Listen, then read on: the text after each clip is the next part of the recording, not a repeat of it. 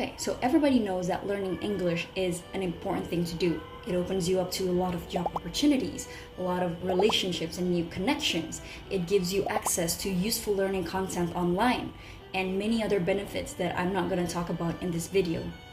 Why then, despite all of these obvious benefits, that there's still a lot of people that wouldn't want to put the effort to learn? I do want to recommend one video that I've made here previously, and here I talk about how English has really changed my life for the better. So before we get to the answer, I want to talk about this concept called loss aversion. So loss aversion is a concept that basically means that people would much rather avoid losses than to acquire equivalent gains. So to put in a simple example, the pain of losing $100 is a lot more severe than the pleasure of gaining that $100. So in order to avoid that pain, people would put twice the effort of avoiding that losses than putting the effort to gaining that extra $100. This is why a lot of people are not motivated enough, because they don't feel like they're not losing anything by not being able to speak in English. Their life is going all right. It's not so bad. They're probably thinking, would be very nice to be able to speak in English, but my life isn't so bad. I can live like this.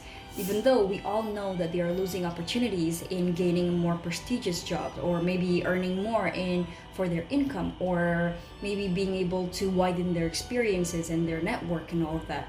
But that loss of opportunities is not felt greatly enough by them. But imagine that suddenly they have this sudden urgent need to be able to speak in English, otherwise they will lose their job. Or maybe they have to move to an English-speaking country somewhere, so they have to be able to learn English. That urgency amplifies that feeling, that pain of loss, because by not being able to speak in English, then they're gonna lose their job. By not being able to speak in English, they won't be able to speak with anybody in the country, and therefore they will feel lonely.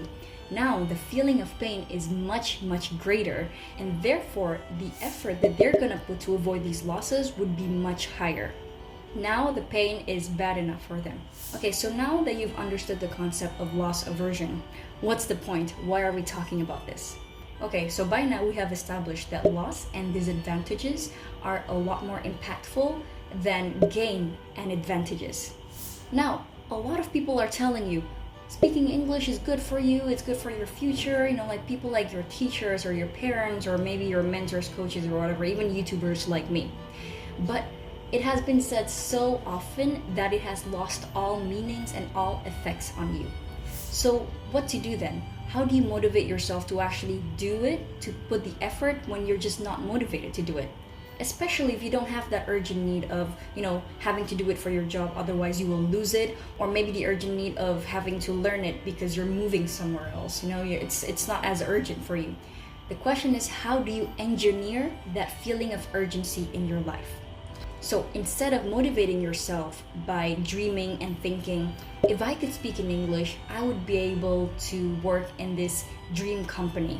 I would be able to travel abroad, or I will be able to have a partner who is a foreigner. I will be able to look cool in front of my friends or in front of my boyfriend or my girlfriend. So instead of thinking of all of these advantages of being able to speak in English, instead feel and visualize. Feel and visualize. Pay attention to these words. Feel and visualize that feeling of pain when you don't have them. So instead of dreaming, wow, if I could speak English, I'll be able to work at X company. Feel that feeling of rejection, of that pain, when you get the rejection email from the HR team from this company. Hi, Budi. Thank you for your application. Your credentials are very interesting, blah, blah, blah, but your English is not good enough. Now, take some time to really feel that sunken feeling in your stomach when you open that mail. And feel that feeling of disappointment of having to wait another year to apply for that position. Or instead of dreaming of being able to live your life abroad, feel that pain when you're scrolling through your Instagram, and then instead of seeing your photos of living abroad, you're looking at photos of your other friends living that life that you dreamed of. Feel that feeling of jealousy. It should have been me. How terrible is that? How horrible is that feeling of jealousy when you're just scrolling and thinking, wow, I could have had that life had I put a bit more effort in my English exams or my IELTS or TOEFL exam. And instead of thinking, wow, I'm gonna look super cool in front of my friends and for my girlfriend or my boyfriend, think about that shame when you speak English out loud with, let's say, bad grammar and you're being ridiculed for speaking badly. Think about that shame and that pain. And then use these feelings of pain to your advantage.